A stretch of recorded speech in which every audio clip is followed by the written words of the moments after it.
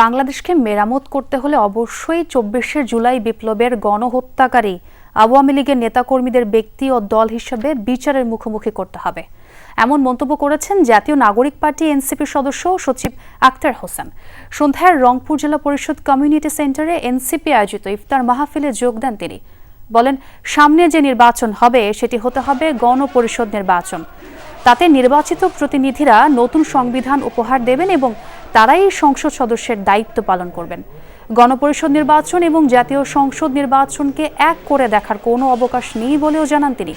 আরও বলেন, বাংলাদেশ যে সংবিধানে চলছে সেই সংবিধান দেশের মানুষের আকাঙ্ক্ষা ধারণ করেন না, তাই নতুন সংবিধান প্রণয়ন করতে হবে। যদি গণহত্যার বিচার করা না হয় তাহলে সময়ে সময়ে স্বৈরাচার ফ্যাসিবাদী যারা আছে ভবিষ্যতেও তারা বাংলাদেশের রাষ্ট্র ক্ষমতাকে দখল করে এদেশের বুকে আরেকবার তারা গণহত্যা, খুন খারাপি, রাহাজানি চাপিয়ে দেওয়ার মতো সুযোগ তারা পেয়ে যাবে।